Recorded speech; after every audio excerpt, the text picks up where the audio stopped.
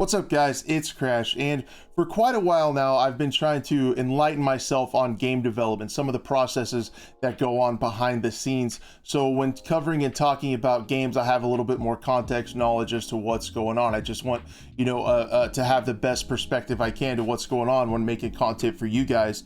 And honestly, moreover, I've been really wanting to get to the bottom of what happened to Battlefield 2042, why it released the way it did, not exactly what we're used to. Well, recently I just got done listening to the Drawcall Podcast, which I will leave a link down in the description. I definitely, if you're like me and want to learn more about how games are developed and what goes on behind the scenes and what the developers and stuff go through, I highly recommend checking out this podcast. They did a recent 2-part episode with Jim Hejl, who was a rendering engineer who, as we find out, was brought in late in the process to try to help 2042 get out the door. And honestly, as a former EA employee, he was quite candid as to what happened. So if you want all the details and stuff, I really highly recommend you click on the link in the description and go check out the podcast.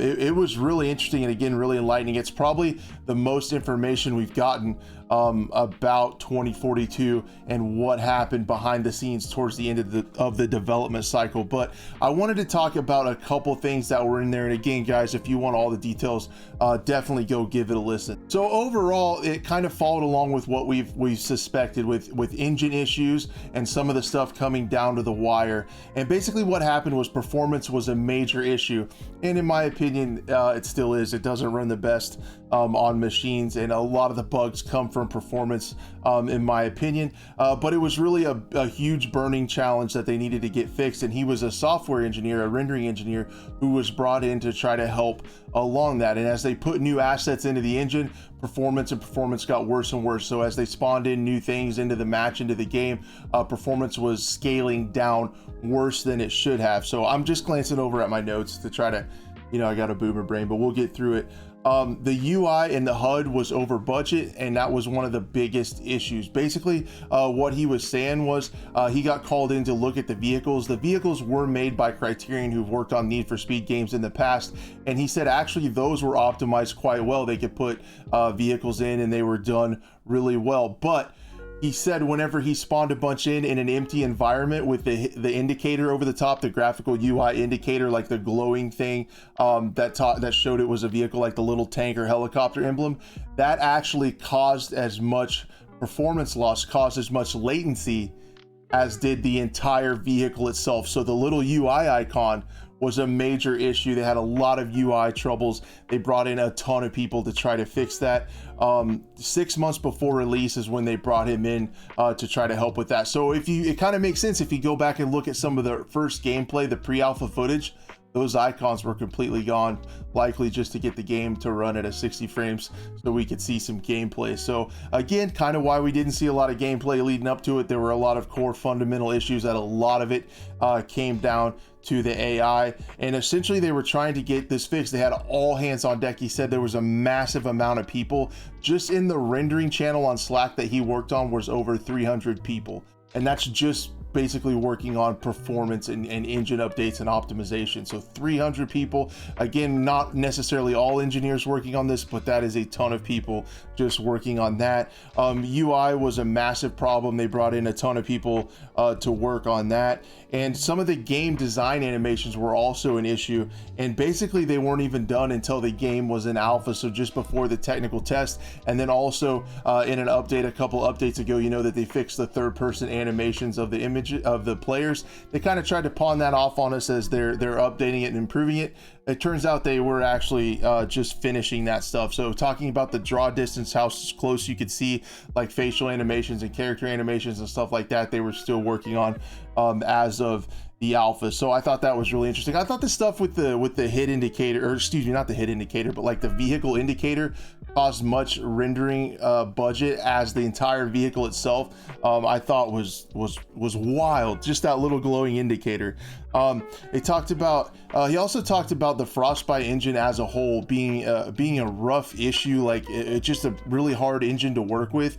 It was just really enlightening. He broke down, there's like a runtime engine, so the part that actually renders and puts the stuff on the screen, and then there's the content part that talks about or tells the engine, you know, what to render and put on the screen. And he said in Frostbite the runtime is really good, but the editor tools where they put in the content and stuff are incredibly difficult and hard to work with and complicated, and overall it sounded like a little bit buggy.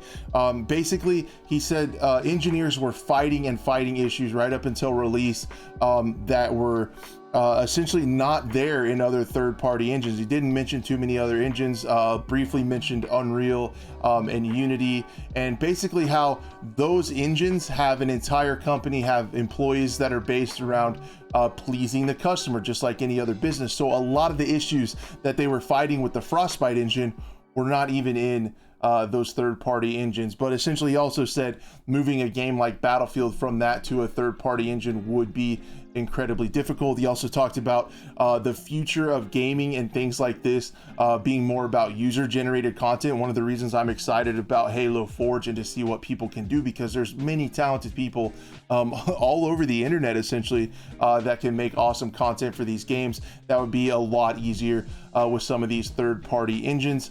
As it sets now, he said it's even tough for the developers to make content for games with the Frostbite engine. It sounds like the Frostbite engine was really holding this game back, and he said he's not sure why they continue to try to ram that engine into the Battlefield franchise. It probably has to do with the amount of time and resources and engineering that they've put into that engine, but he says it might be a lot easier if EA would just go down the route of an IP provider, like we're going to come up with the content and stuff like that. We're not tech engineers, and let that be handled by like kind of a third party. He said things would probably run quite a bit better, because he said they were just fighting things that were not there when you talk about other third-party engines. But yeah, there was a lot of stuff in there about the difficult way that things were animated with having to program in vectors and stuff like that. You can imagine all the things on the screen that move had to be programmed to do so. So when the storms would come in, when the tornado would come in, having to animate all the trees and things like that was a challenge.